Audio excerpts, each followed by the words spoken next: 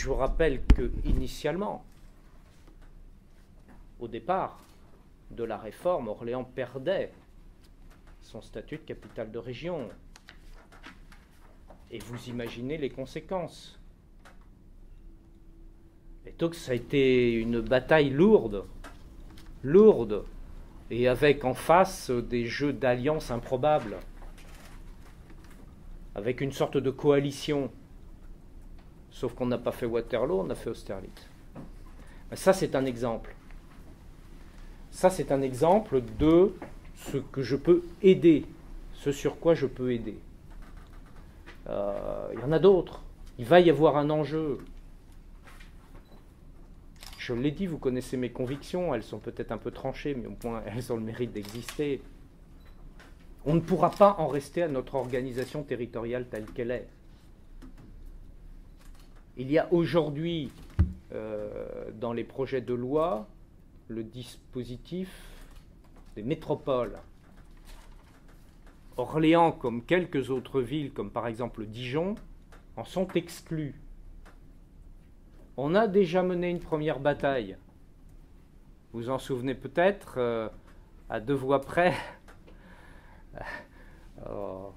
on emportait la chose. De toute façon, même si on l'avait emporté sur un premier vote, le gouvernement aurait refermé la porte après. Il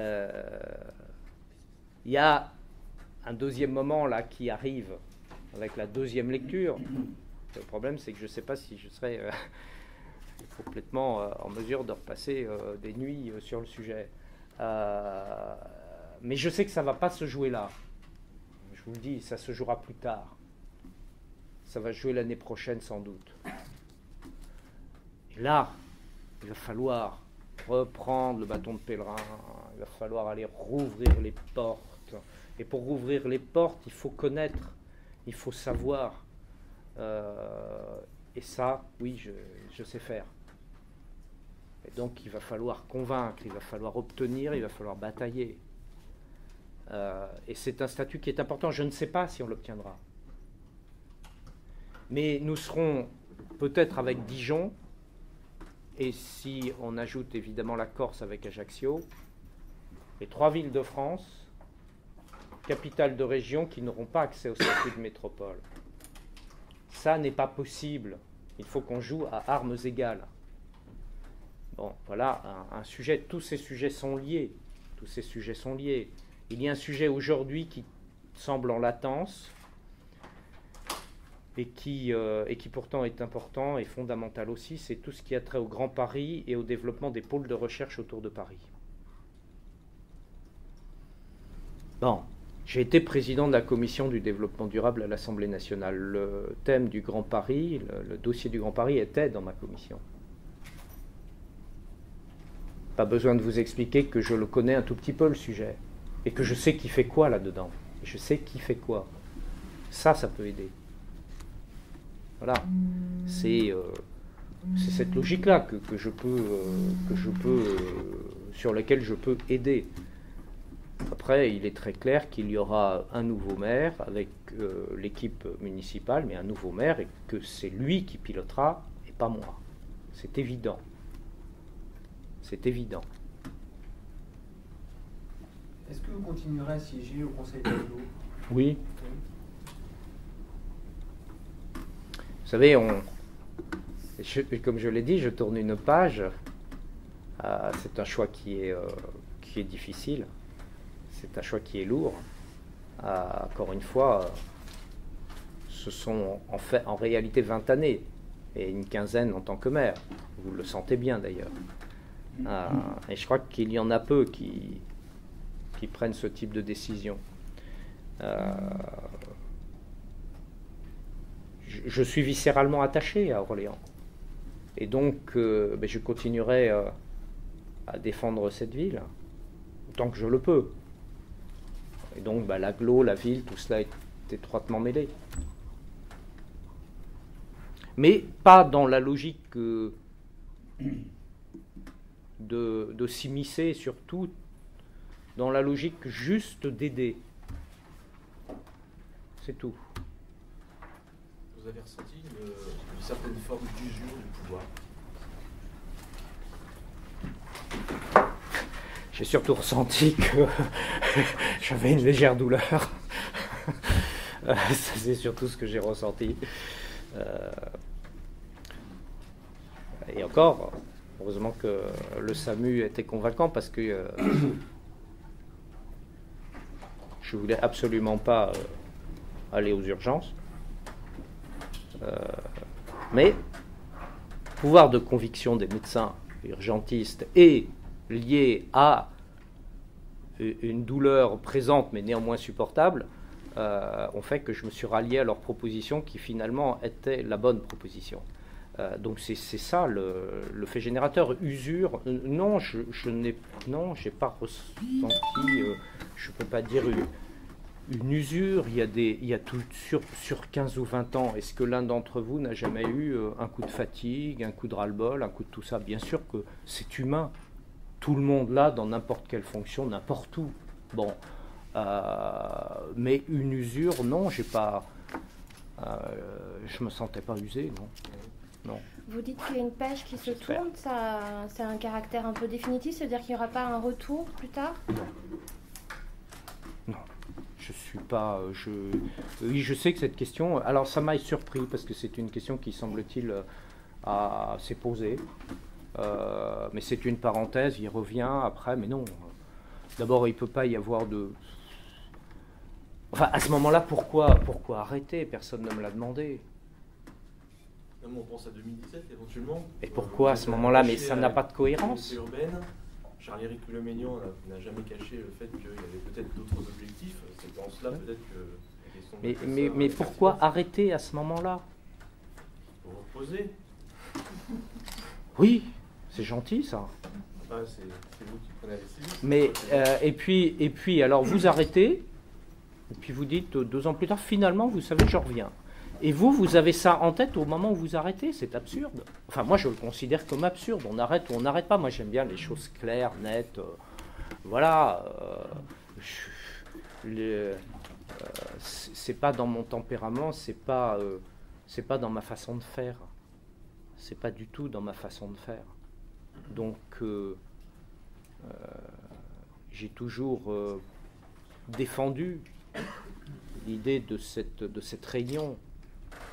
Parce que je dis que c'est le moyen, l'un des moyens, mais en tout cas un moyen essentiel pour répondre aux difficultés que l'on connaît et qui vont se poursuivre.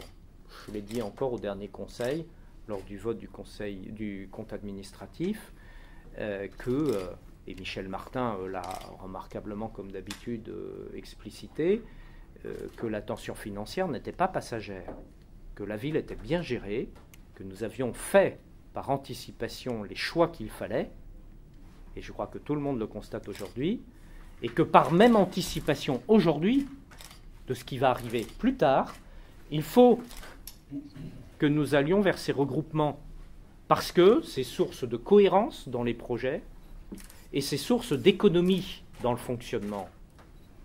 Et que tout de même, qu'est-ce qui est le fait générateur? Je reviens toujours à mon leitmotiv, c'est la confiance qu'on nous donne lorsque on vote pour nous. Et que cette confiance, elle se traduit par quoi? Je reviens aux fondamentaux, hein.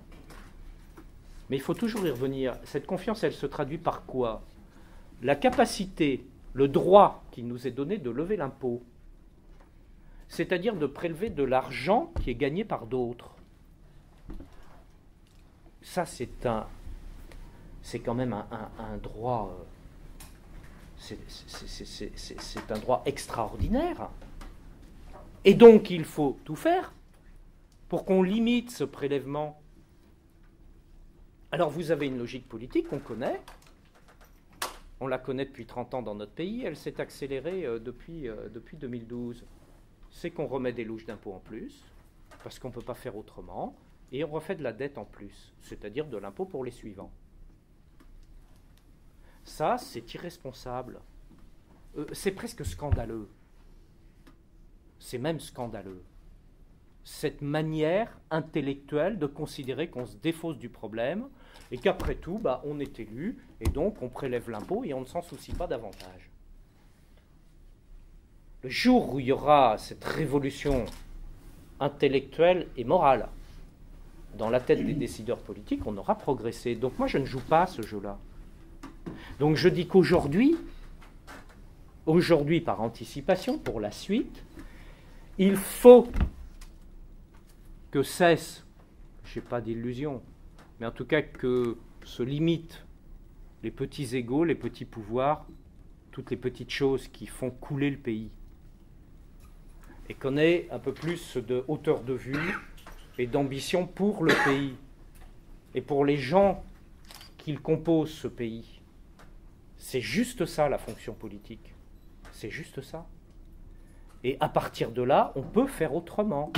Mais si vous m'avez fait l'amitié ou l'obligeance de lire ce que j'ai écrit, y compris sur la dette publique, sur les déficits, sur la réforme de l'État, et je souscris, je signe et je contresigne et je répète. Et je me répète et voilà. Les solutions, on les connaît. On les connaît. Il suffit falloir du courage. Hein. Et on peut les mettre en œuvre. Je ne me permets pas de répondre. Hein. Donc voilà, c'est presque simple. C'est presque simple, j'ose le dire, parce que ça paraît compliqué à tout le monde, et moi je dis c'est presque simple. C'est ce qu'en tout cas, pardonnez-moi, c'est ce qu'on fait depuis 15 ans sur Orléans. C'est juste ce que l'on fait. Voilà. Et on s'est permis de réduire la dette encore cette année. Ça... Une question plus personnelle. Oui. Depuis l'annonce de votre démission, beaucoup d'Orléanais se disent mais il est gravement malade. Enfin, est-ce qu'il dit vraiment la vérité? Vous pouvez les rassurer? Enfin, un homme de votre âge sur une... Je suis un peu désolé de vous poser cette question, mais c'est vraiment ce que pensent les Orléanais. Enfin, pour une vésicule biliaire, on ne démissionne pas, quoi. Bah écoutez, de toute façon, je ne changerai pas le mode de pensée de ceux qui me voient à l'article de la mort. Je n'y suis pas, voilà. Je n'y suis pas. Est-ce qu'à un moment, vous avez envisagé de laisser plus tôt votre mandat de député? J'ai réfléchi à toutes les hypothèses. Et donc c'est moins important la députation que la mairie d'Orléans? Pourquoi vous dites ça? Je ne sais pas, parce que vous gardez... donc c'est moins fatigant, c'est moins dur. Non, c'est pas le sujet. J'ai expliqué, j'ai répondu tout à l'heure. J'ai répondu que d'abord c'était un choix, que si je faisais le choix inverse, vous me poseriez la même question. Et que par ailleurs, il y a une équipe qui est en ordre de marche, et c'est ça qui m'importe de transmettre et de permettre une transition qui s'effectue dans les meilleures conditions, et c'est ce qui va se passer. C'est ce qui est en train de se passer. Et au niveau du parti des Républicains, vous êtes soutien de François Fillon, vous allez participer aux primaires ou pas? Vous laissez tomber également? Je soutiens François Fillon, oui, et je vais le soutenir. Bah écoutez, on va voir, je ne peux pas vous dire aujourd'hui. C'est l'année prochaine, en fait. Ça commencera après les régionales. Hein, donc c'est 2016. On verra. Est-ce que justement vous allez... Si je peux le soutenir, je le soutiendrai au maximum de ce que je peux. Justement, vous êtes déjà très impliqué dans le projet de François Fillon. Vous parlez des choses que vous avez faites récemment, notamment sur la réduction de la dépense publique et de la dette. Est-ce que vous allez, après cette période un petit peu transitoire, vous impliquer encore davantage dans ce projet et porter justement, comme vous dites, ce que vous défendez depuis des années au niveau national? Je fais pas de plan. Vous voyez, la preuve, il y a un mois et demi, je ne pensais vraiment pas que l'on parlerait de ça ce matin, et je ne pensais pas que j'aurais un passage par un certain nombre de points obligés à l'hôpital.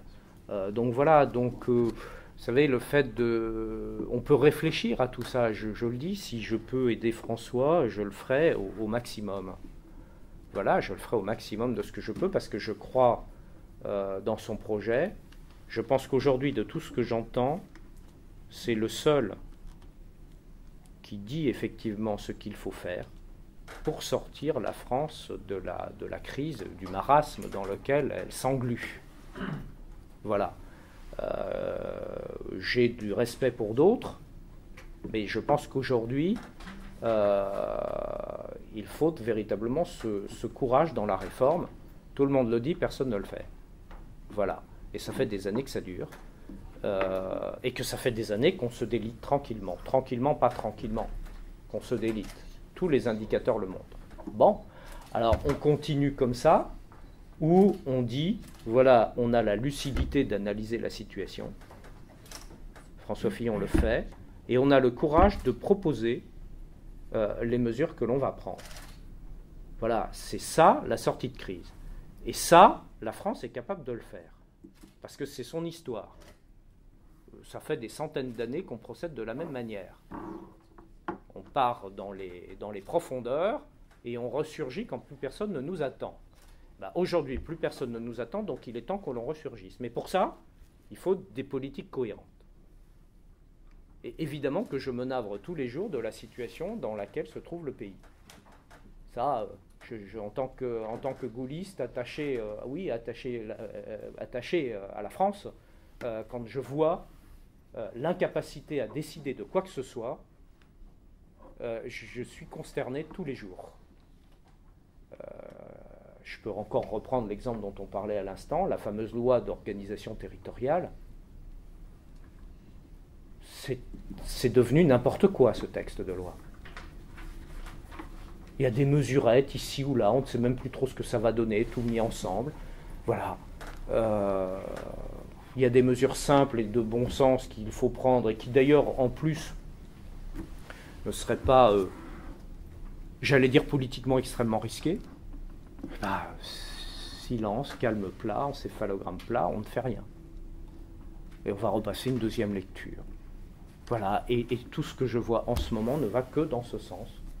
Si vous me citez des mesures fortes qui sont prises et qui permettent de redresser le pays, je suis preneur parce que ça me donnerait une vision peut-être un peu plus positive, mais je ne les vois pas. Donc il y a un politique qui sort, j'allais dire, de l'ordinaire de ce point de vue-là. Je le connais d'ailleurs depuis longtemps, je connais aussi son sérieux, je connais sa volonté. Oui, donc si je peux l'aider, je l'aide. Bien sûr, bien sûr. C'est certain. Ça me ferait plaisir que dans 10 ans, on soit sorti de la situation actuelle, quoi, et on peut le faire. On peut le faire. Dimanche aura lieu donc un conseil municipal extraordinaire. Est-ce que vous souhaitez, c'est bien sûr aussi le rôle du maire, mais est-ce que vous souhaitez qu'on en profite pour changer beaucoup de choses au niveau de la répartition des délégations des adjoints, ou est-ce que vous pensez au contraire qu'il faut continuer dans la stabilité ? Je vais m'appliquer exactement la règle que je viens de dire au début, c'est-à-dire que je ne vais pas me mêler de ce qui est de la responsabilité du maire. Je vous fais cette réponse parce que c'est une réponse essentielle. Donc il appartiendra à Olivier Carré, dès lors qu'il sera élu et qu'il sera en situation de savoir comment il souhaite, avec l'équipe.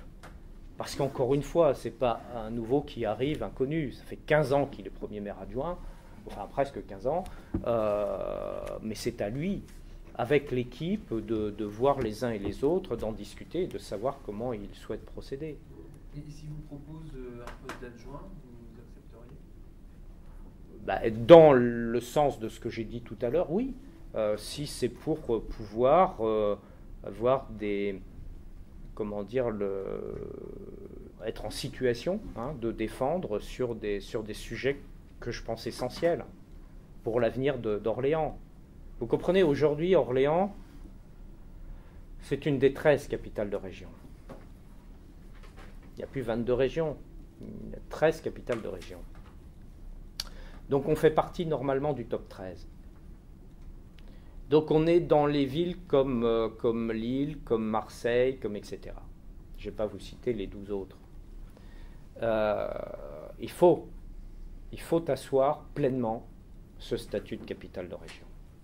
C'est l'enjeu des années qui viennent. Il n'est pas nouveau, je l'ai déjà dit, si vous reprenez, ça sera fastidieux, mais ce que j'ai dit au Conseil ou ailleurs, je l'ai souvent évoqué. Il faut asseoir Orléans. Voilà, on a tous les atouts pour le faire. J'allais dire, les briques sont là. Il faut faire connaître et reconnaître l'ensemble de la maison. Ça, c'est une grande perspective. Et il faut, à chaque fois qu'il y a des décisions qui sont prises, se demander si cette décision-là elle conforte le statut ou elle ne le conforte pas. C'est ça l'enjeu des prochaines années. Vous avez de sérieuses craintes, vraiment, pour qu'Orléans perde ce statut? On s'est déjà battu pour, donc voilà. Mais nous ne sommes pas à la dimension du top 10. Je fais un constat. Et en même temps, on a un potentiel formidable. Et l'aire urbaine d'Orléans, c'est plus de 400 000 habitants. Et regardez l'émiettement dans lequel on est. Donc bien sûr qu'il faut réunir les forces. Vous êtes déçu par la réaction de vos collègues maires de l'agglo qui sont pour... en tout cas, certains sont franchement pas enthousiastes à l'idée d'avancer par la mutualisation, d'autres sont plus timides. Et face à une volonté très forte qui est la vôtre, on sent qu'il y a vraiment, sur le spectre des possibles, c'est très très large. Oui, c'est très très large, le spectre des possibles, comme vous dites, est très large. Mais c'est logique. C'est logique. Les plus petites communes ont l'inquiétude d'être mangées par la ville-centre. C'est ça leur inquiétude, et je comprends. Mais je leur ai souvent dit que la problématique n'était pas celle-là. Ça ne veut. Qu'est-ce que cela veut dire de manger les petites communes? Quand, au niveau de l'agglo, avec les 22 communes, le réseau de transport est organisé par l'agglo, il y a des bus qui vont dans chacune des communes. On n'a pas mangé les petites communes au détriment de la ville-centre. Si on faisait les retours sur investissement, ce serait même, à mon avis, l'inverse. Et c'est logique, parce qu'il y a aussi d'autres critères à prendre en compte, et qui amènent à cette sorte d'équilibre de territoire. Et certains ont pensé, peut-être d'ailleurs dans leur analyse de bonne foi, je ne sais pas, mais que le maire d'Orléans, le maire voulait les manger. Mais comme j'ai dit, je n'ai pas l'appétit pour. Je me projette dans l'avenir. Et je dis qu'il faut réunir nos forces. Et que si nous ne sommes pas ensemble, à ce moment-là, nous serons forcément dans l'avenir à nouveau contestés. Donc il faut asseoir. Aujourd'hui, on a posé les ingrédients pour. Ils sont là. Il faut les réunir.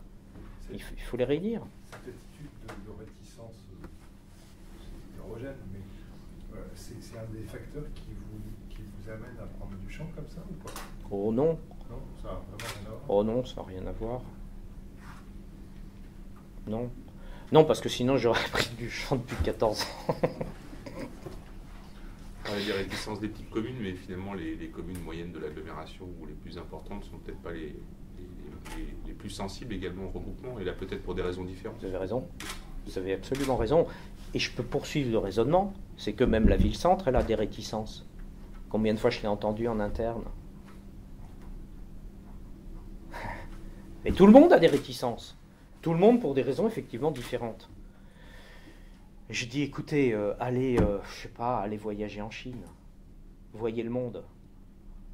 Voyez le monde, comment il évolue. Et là, vous allez revenir en vous disant, oh, on s'adapte ou on crève. C'est ça l'enjeu. C'est le monde tel qu'il est. Moi, je ne suis pas forcément enthousiaste quand je vois le monde tel qu'il est. Mais n'empêche qu'il est comme ça. Et donc on s'adapte ou on ne s'adapte pas. Et depuis 30 ans, la France refuse de s'adapter. Donc la France décline. Et les enjeux sont encore plus forts qu'il y a 20 ou 25 ans. Les enjeux sont très lourds et les enjeux, tout ça se cristallise. Parce qu'à mesure qu'on ne répond pas, évidemment, ça se tend de plus en plus. Aujourd'hui, encore une fois, regardez le monde, regardez l'Europe par rapport au reste du monde. Si je me projette même un peu plus loin, c'est l'Europe tout entière qui aujourd'hui est décramponnée. C'est une réalité. Regardez les taux de croissance, regardez les évolutions démographiques, regardez même c'est pas des petites choses, mais des choses significatives. On dit toujours, tiens, les Jeux Olympiques, les Coupes du Monde, c'est partout dans le monde maintenant. Le monde est multipolaire, comme on dit. 70% de la population du monde est en Asie. faudrait peut-être penser que l'Europe a cessé de dominer le monde. Voilà, mais qu'aujourd'hui, en revanche, elle a des atouts formidables. Et qu'à force. Et le raisonnement que je fais, c'est presque intéressant. Le raisonnement que je fais au niveau d'Orléans, des communes, de l'agglomération, de notre territoire, vous pouvez faire à peu près le raisonnement symétrique au niveau des États et de l'Union européenne. C'est quoi aujourd'hui la vision de l'Union européenne ? Vous vous rendez compte la responsabilité historique ? C'est consternant. Le dernier à avoir posé une volonté de faire avancer l'Union européenne, c'est Valéry Giscard d'Estaing dans son traité constitutionnel, comme on sait, que notamment les Français ont refusé. Là, il y avait encore une ambition. Et la dernière grande ambition de l'Europe, ça a été l'euro. Ça commence à remonter. Le début de la mise en œuvre, c'est les années 80 de l'euro. Aujourd'hui, c'est quoi l'ambition ? Il n'y en a pas. C'est quoi l'ambition de la France ? Il n'y en a pas. Alors, je crois qu'on a porté une ambition pour Orléans. C'est vrai, dans ce contexte-là, c'est loin d'être simple. Et c'est a fortiori pour ça qu'il faut, nous, se réunir. Justement, pour revenir à Orléans, quels sont les dossiers les plus urgents que Olivier Carré devra traiter ? Alors, je vais faire la même réponse. C'est à lui de les définir. Maintenant, on a... parce que vous voulez dire, il est dans la langue de bois. Alors, je ne voudrais pas... c'est pas de la langue de bois, c'est vraiment comme ça que je le conçois. Maintenant, il y a des sujets, évidemment, qui sont en ce moment en gestation. Il y a par exemple la transformation du Zénith, c'est un dossier qui mûrit bien. Il y a le nouveau parc des expositions. Il y a en ce moment même l'installation du nouvel hôpital. C'est quand même un dossier de 10 années. Il y a d'autres sujets sur lesquels le maire et l'équipe vont devoir trancher, comme par exemple, vous en avez parlé à juste titre, l'armement de la police municipale. Voilà, il y a des sujets aujourd'hui, oui, il y a des sujets d'actualité immédiate. Il y a évidemment la question de la rue des Carmes, avec le report qui vient d'avoir lieu au tribunal. Mais qui devrait, enfin, je ne sais pas la date, mais j'espère à la rentrée en tout cas. Donc il y a un certain nombre de sujets, oui, qui sont, oui, il y a de quoi faire. Il y a des beaux sujets. Hein. Depuis 2001, y a-t-il des décisions que vous regrettez? Ah, il y en a sûrement, forcément. Vous savez, ceux qui disent si j'avais à refaire, je referais tout pareil. Alors, je respecte. Vous savez, souvent, quand vous avez des discussions à brûle-pourpoint, par exemple des émissions à la télé, où on dit, mais alors, si vous referiez, et certains disent, ah ben je referais tout pareil, je ne regrette rien. Moi, je ne me situe pas dans ce registre-là, parce que je pense qu'on n'a pas tout fait bien. On n'a pas tout fait bien. Parce que si on dit je ne regrette rien, soit c'est que l'on est un peu fataliste en disant c'était comme ça et je ne regarde pas en arrière, et ça je comprends. Ou alors c'est de dire bah, finalement ce qu'on a fait, on ne pouvait pas faire autrement. Mais si, alors quoi écoutez, je n'ai pas là l'exemple évident. Mais oui, bien sûr que si je réfléchissais, si je fouillais un peu depuis 15 ans, bien sûr qu'il y a forcément des choses qu'il conviendrait de faire différemment. Ou peut-être parfois dans un ordre différent, d'une manière différente.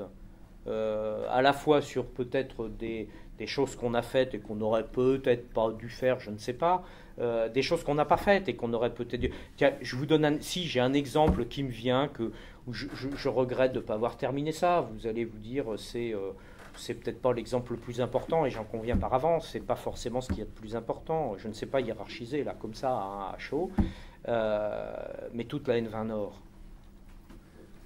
Moi, que voulez-vous, à chaque fois que je sors de l'autoroute et que j'arrive par la N20 Nord, je me dis mais amenez-moi le tractopelle, hein, je vais y aller moi-même, quoi. Alors ce serait pas très raisonnable. Mais voilà, on va refaire ça, parce que franchement, l'image que l'on a à l'entrée de l'agglomération, j'en ai par-dessus la tête de voir cette entrée. Alors on en a fait des bouts. On a fait 2 gros morceaux. Il y en a un au milieu qui reste, qui n'est pas facile à traiter, et puis il y a des seaux à côté, enfin voilà, il y a des raisons. Hein. Et puis alors il y a l'arrivée, et puis il y a au-delà d'ailleurs. J'aimerais que pour nos amis de Saran, oui, on puisse donner une autre image à l'entrée nord de l'agglomération. Et pas que seulement de Saran, le nombre de gens qui passent par là tous les jours. Enfin, c'est quand même très daté, comme on dit. Hein. On réunit tout ce qui est catastrophique là. Hein. Les panneaux de pub, les poteaux ERDF et les autres, les endroits qui sont complètement esquintés, le transformateur. Quand on arrive entre Saran et Sercotte, hein, le transformateur, c'est quand même une œuvre d'art, ça. Hein. Il faut le placer monument historique, celui-là. Personne n'en a eu l'idée, mais c'est peut-être une idée que je soumettrai. Vous voyez, parce que ce truc, enfin cette mocheté, c'est quand même dans le paysage, c'est effrayant, quoi. Alors, il y a un projet là-dessus, hein, moi j'ai... Ah ouais. Et alors, bon, c'est d'ailleurs pas ERDF, hein. C'est SNCF. Au départ, moi, je me suis dit transformateur, c'est EDF. On commence à engueuler EDF. Oui, mais c'est pas nous. Enfin, non, on n'a pas engueulé EDF, hein, je plaisante là. C'est pas nous. Ça remonte à quelques années déjà, parce que ça fait plusieurs années que je me suis soucié de cette question-là. Bon, ben voilà, ça c'est un regret. Je pense que on l'avait dit d'ailleurs en 2001, c'était dans le programme. On en a fait une partie, on n'a pas tout fait.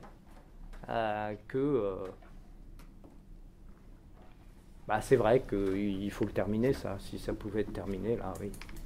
Ah ouais. Les gros aussi, c'est un regret. Les gros, l'écoquartier des gros. Non, parce que ça va se faire. Et là, on est dans un temps d'urbanisme, vous connaissez ça par cœur, hein, c'est dans le temps urbain qui est nécessairement long. Non, j'ai pas de regret là-dessus. Je crois franchement, sans prétention, je ne veux pas vous paraître prétentieux, mais je crois qu'on en a tellement porté. Il y a un moment, il y avait 20 ZAC en même temps. Il n'y a pas une ville de France, ou peut-être Paris, et encore je ne suis pas sûr qu'il y en avait autant. D'ailleurs, on l'a dit à certains moments qu'on était en chantier partout. Ouais, c'est bien, ouais, mais je l'ai entendu. Ouais, il faut peut-être quand même, parce que c'est bien le chantier, mais voilà. Donc là, c'est encore un chantier immense, ça. Et puis, il faut qu'il y ait, dans l'évolution d'une ville, il faut qu'il y ait des réserves. Il faut qu'il y ait des lieux qui puissent évoluer dans le temps. À l'extrême, faire tout au même moment, c'est mauvais. D'abord parce que vous le faites avec un certain prisme, le prisme du moment, même si vous essayez de dire l'avenir, les enjeux, etc. Mais en fait, même dans la manière de construire, les choses sont nécessairement datées, donc d'avoir une ville qui évolue en permanence, ça c'est une nécessité. Il y a des choses dont vous êtes très content quand même. Oui, mais ça fait toujours prétentieux, voilà. On va faire un petit bilan quand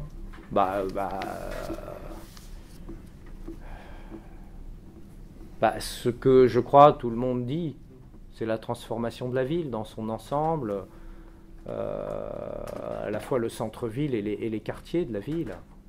Et c'est vrai que j'adore me balader dans Orléans. Il y a quelqu'un qui me disait, pas plus tard qu'hier, je ne vous dirai pas qui, arrivé dans la fin des années 90, en étant un peu, en ayant un petit coup de sang bon, et qui me disait aujourd'hui je repartirai pour rien au monde. Voilà, donc ça c'est ce qui me fait fondamentalement plaisir. Après, il y a des choses fondamentales que l'on voit moins. Et celles-là, je sais qu'elles sont essentielles parce que c'est celles qui permettent de faire. Et bien sûr, les finances. Si vous n'avez pas les finances, vous jouez de la flûte. Et on a pris, je crois, des mesures à certains moments qui étaient courageuses. Quand vous annoncez aux associations que vous baissez les subventions, est-ce qu'il y a beaucoup de politiques qui font ça ?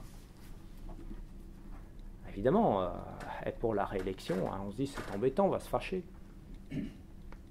Moi, j'ai fait le pari qu'on ne se fâcherait pas, et que j'allais expliquer, et que l'immense majorité comprendrait.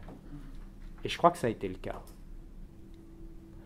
Je parle des finances, je pourrais parler de tout ce qui va avec les finances. toutes les renégociations de délégation de service public, elles y sont toutes passées.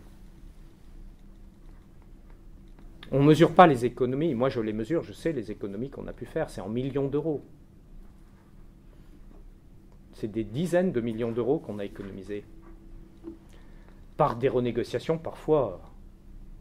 Il y en a une qui a eu lieu dans cette salle. Elle a duré pas loin d'une journée, où certains pensaient qu'ils allaient apprendre aux petits élus locaux de province la vie. Ils sont ressortis avec un chèque en millions d'euros pour la ville d'Orléans. Il n'y avait pas de chèque, hein, je vous rassure, mais dans la négociation, c'était en millions d'euros les économies. C'est Michel Martin qui portait la négociation. J'étais venu pour l'aider, j'ai pratiquement rien dit. Et alors, alors là, je me suis amusé. J'ai bu du petit lait pendant des heures. Michel Martin, les cibles, le dossier maîtrisé, impressionnant. Et vous les voyez tous, ils étaient venus nombreux, vous voyez. Oh, ils étaient une tripotée, là, ils étaient au moins une dizaine.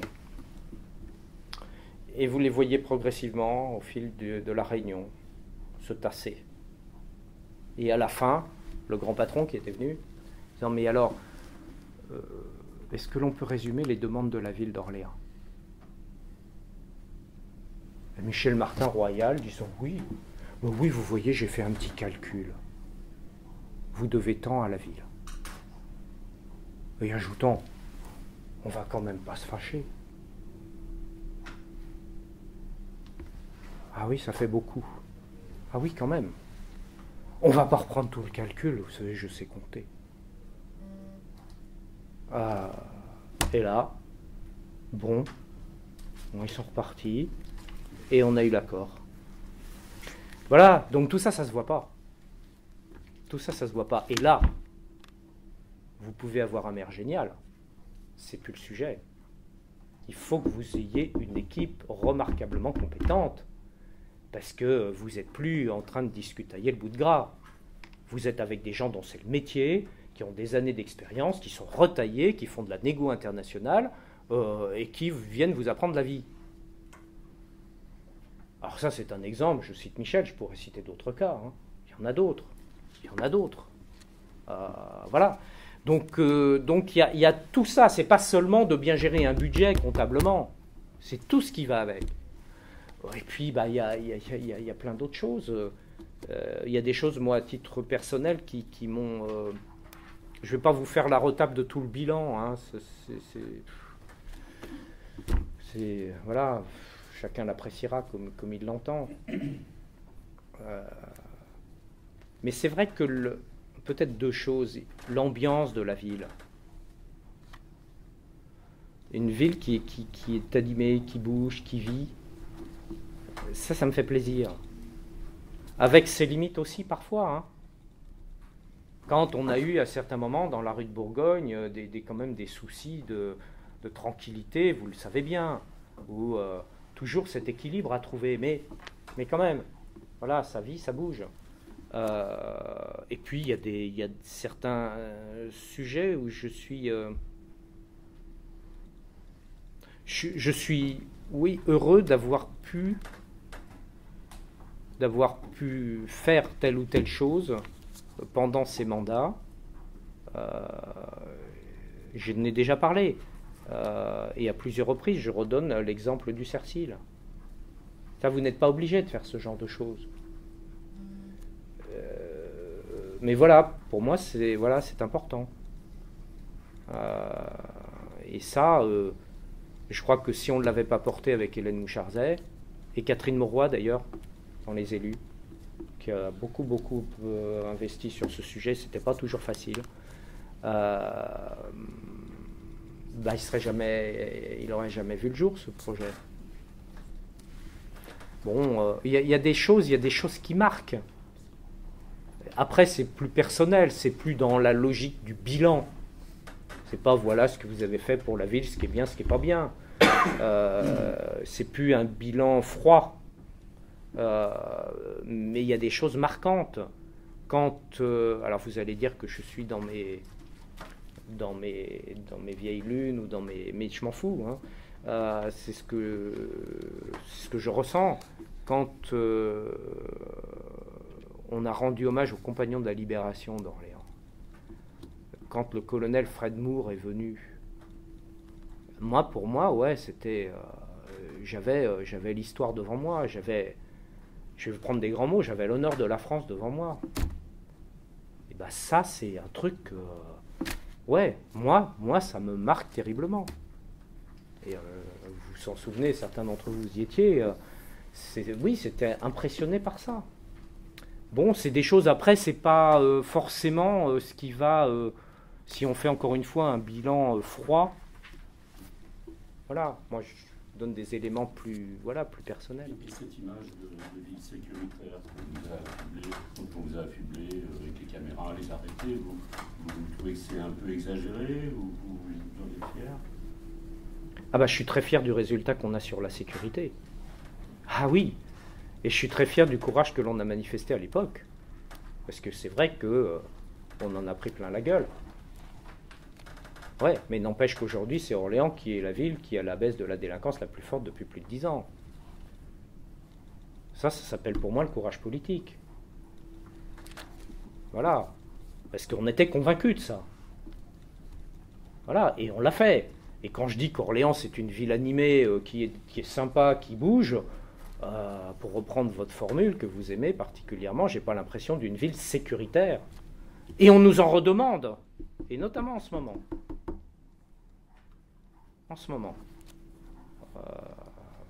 Parce qu'on en tout cas, alors pas depuis un mois et demi, hein, là, comme Rentemplant, je sens confusément les choses depuis un mois et demi, non, je plaisante. Mais je sens sur 2014 à nouveau des tensions, voilà, ça je les sens bien. Vous pensez qu'Olivier Paré va continuer dans la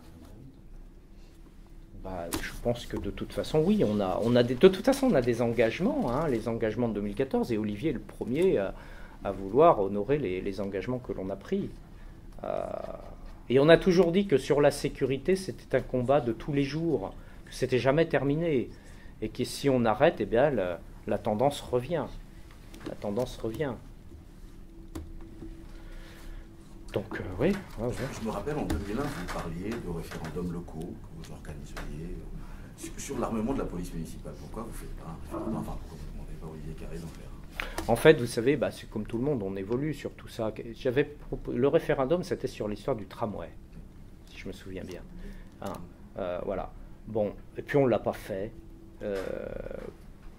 Et moi, je reviens de cette idée de référendum. Parce que alors c'est compliqué comme question, hein, mais il ne faut pas que le référendum soit une manière de se défausser de ses responsabilités. On est là, les gens nous donnent leur confiance pour justement qu'on décide. Et dans le respect, évidemment, de l'organisation, de tout, quoi. Hein. On ne fait pas n'importe quoi, mais on est là pour décider. Et ça aussi, c'est une grande tendance politique de se débrouiller pour ne pas décider. Enfin, pas vraiment décider, vous voyez. On ménage la chèvre et le chou, quoi. On ne décide pas vraiment, on fait semblant. Bon. Et la non-décision est terrible. Alors pour moi, j'ai évolué sur cette question-là, comme sur d'autres. Le référendum, c'est un peu le moyen de se défausser de la responsabilité. Sur l'armement, ou sur un autre sujet, qui est un sujet extrêmement complexe et très sérieux par évidence. Moi, j'ai passé l'année dernière, début de cette année, pas mal de temps avec la police nationale, notamment, pour bien voir tous les enjeux, la manière dont ça se passe très concrètement.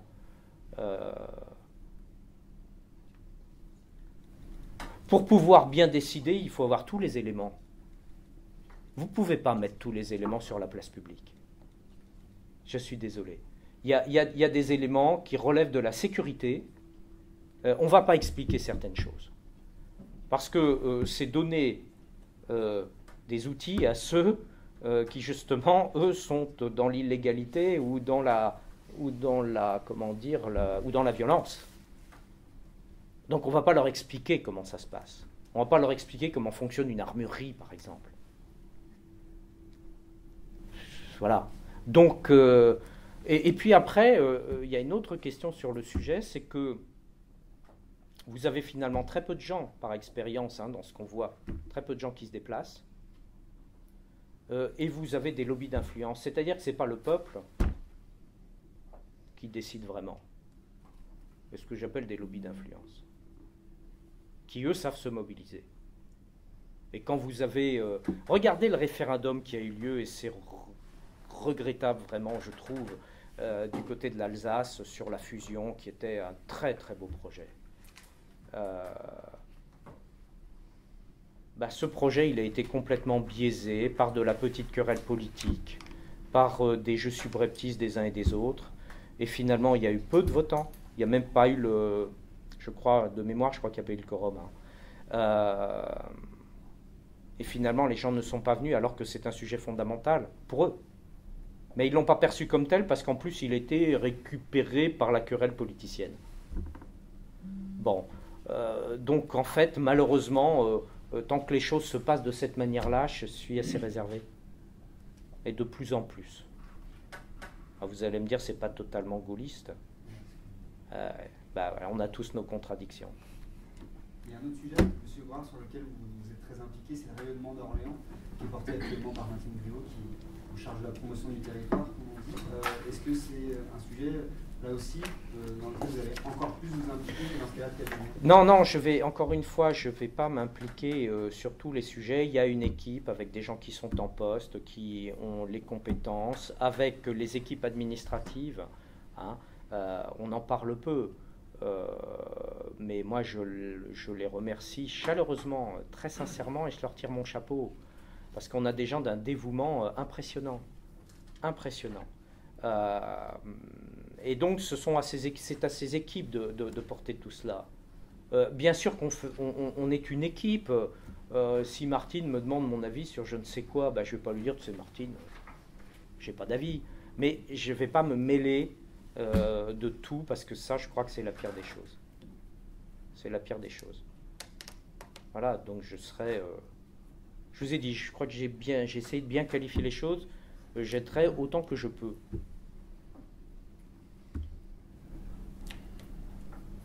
C'est pas mal d'aider, je trouve. C'est pas très politique, ça non plus, c'est vrai.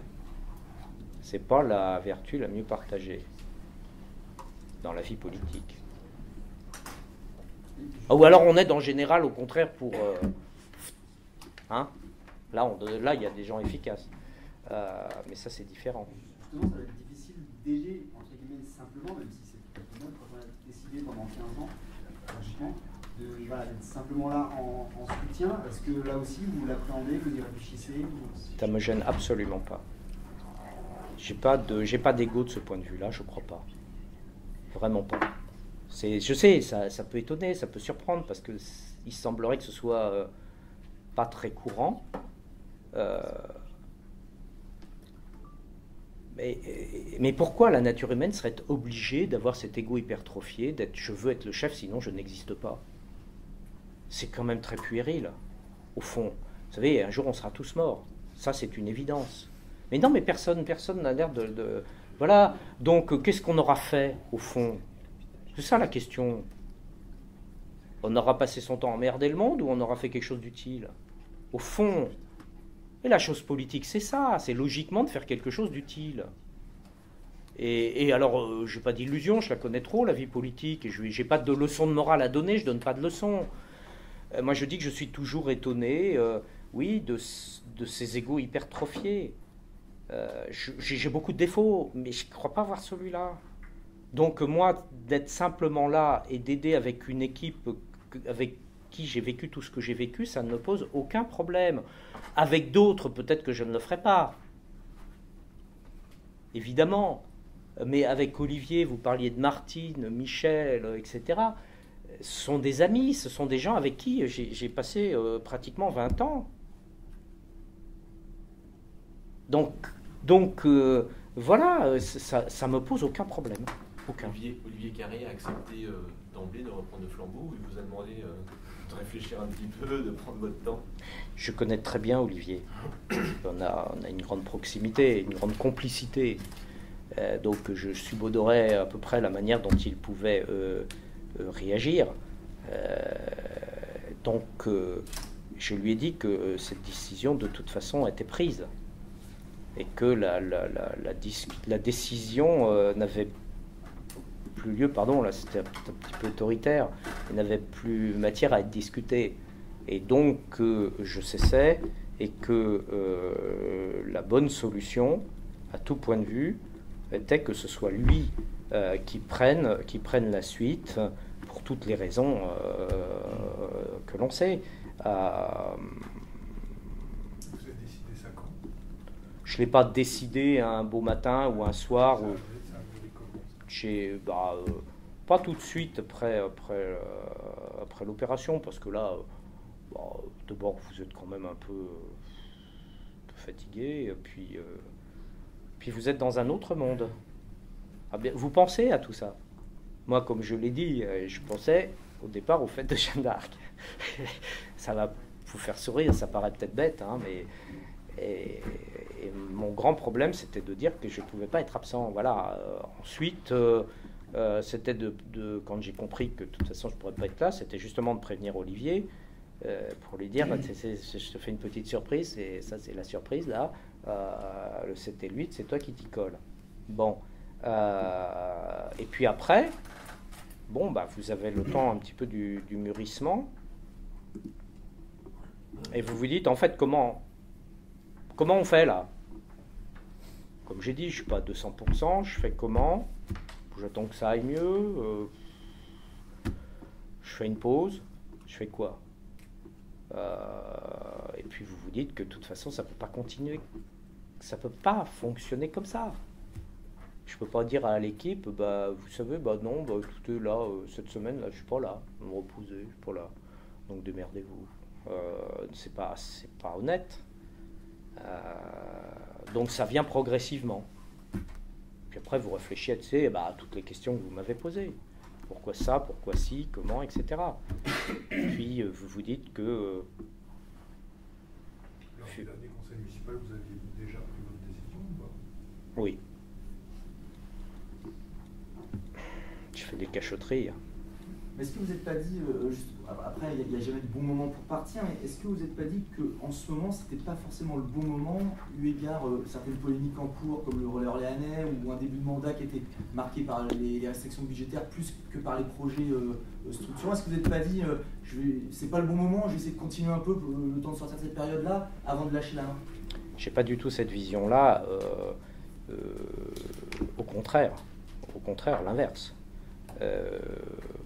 D'abord, sur les questions budgétaires, encore une fois, les finances sont en parfait ordre de marche. Et la situation va continuer à être comme elle est en 2016, 2017, et je pense au-delà. Donc voilà, ce n'est pas un phénomène conjoncturel. Sur des polémiques comme le relais orléanais, mais il y en a tous les mois. Que ce soit ça, autre chose, etc. Donc à ce moment-là, c'est le meilleur moyen de dire c'est pas le bon moment, donc je ne le fais jamais.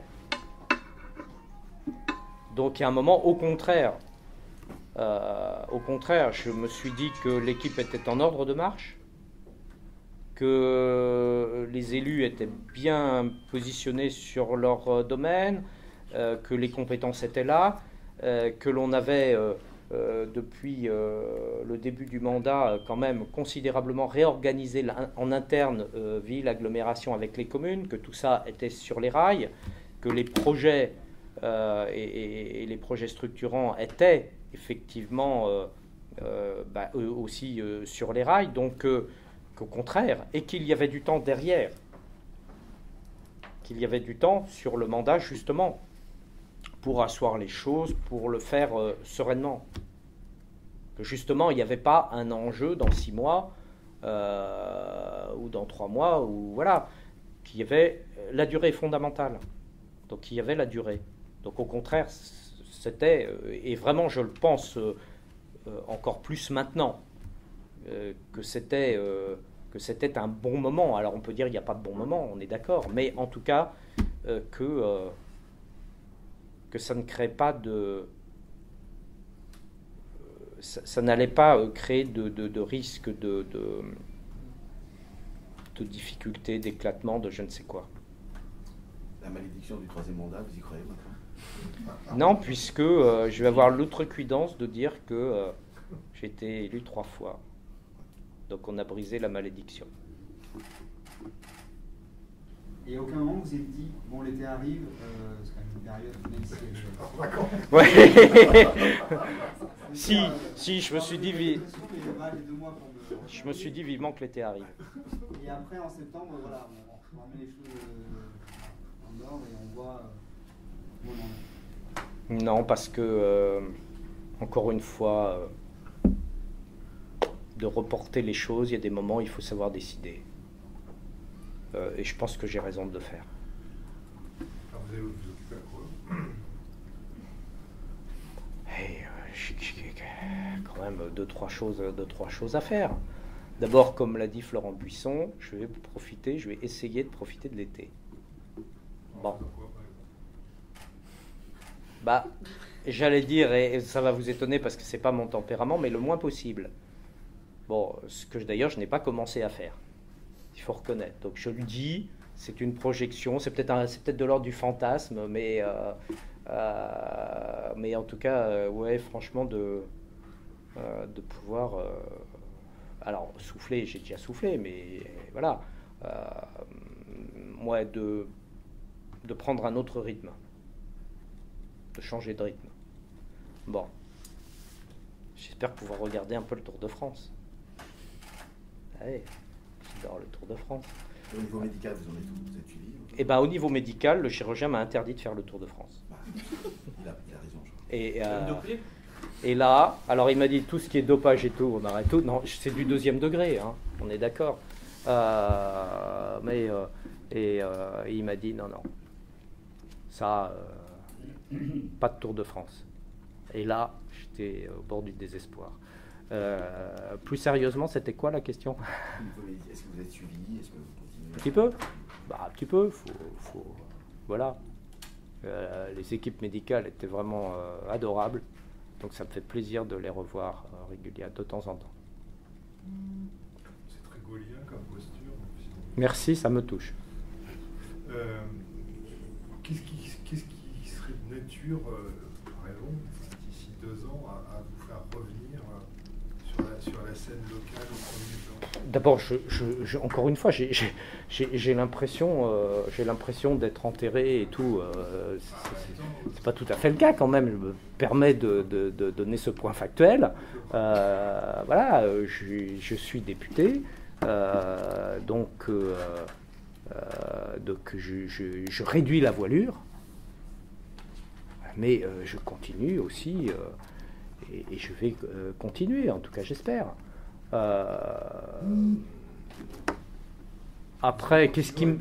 Comment? Vous allez continuer aux Républicains d'ailleurs ou pas? Aux Républicains? Critique à l'égard de Sarkozy, assez critique sur le nom. Ah bah je suis toujours dans mon registre. Hein. Oh oui, ça, je pense que je ne vais pas changer d'avis avant très longtemps. Bon, j'ai au moins le mérite de la cohérence, quoi. Après, on est d'accord ou pas d'accord. Alors... de revenir, mais non, c'est pas dans le... Vraiment, c'est pas dans le schéma, c'est pas dans le propos, c'est dans rien du tout, quoi. C'est dans rien du tout. On a un peu de mal à vous croire, parce qu'on sent votre attachement à la ville, oui. Et des hommes politiques qui ont dit « je ne reviens pas ». Mais pourquoi voudriez-vous que j'arrête? Arrêtez de me faire des procès d'intention je parle qui me fatiguent depuis des années. De votre mandature de voilà, maire d'Orléans. Vous comprenez? Je vous dis ce que je vous dis. Qu'est-ce que vous voulez que je vous dise de plus? Si vous lisez dans mon cerveau, c'est formidable. En tout cas, vous y lisez ce qu'il n'y a pas. Et c'est clair. Alors, ça peut vous étonner parce que tous les politiques ne font pas comme ça, j'en conviens. Mais voilà, moi, je suis comme ça. Et c'est tout. Et il n'y a pas cherché midi à 14h. Et je ne reviendrai pas. Qu'est-ce qui me ferait revenir? Mais rien. Mais je l'ai dit, personne n'est irremplaçable. Pourquoi voudriez-vous... ça n'a pas de sens. 2017, puisque vous pensez à 2017, sera un autre jour. Il y aura des rapprochements, je le souhaite en tout cas, avec l'agglomération, la ville, les autres communes. Moi, j'ai dit ce que j'avais à dire. J'ai essayé de porter une pierre à l'édifice.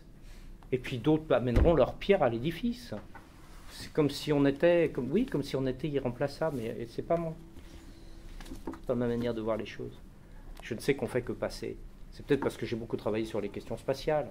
Vous savez, le temps et l'immensité de l'espace, ça vous amène à beaucoup de recul sur tout ce que l'on fait chacun. Hein. Rien du tout, c'est même pas un grain de sable sur une plage. Même pas, à l'échelle de notre grand univers. Donc voilà, c'est pas dans mon propos. Sur un plan plus politique, la campagne régionale, ça vous intéresse on parlait justement du statut de capitale de région. Je ne peux pas me désintéresser effectivement des élections régionales. Oui.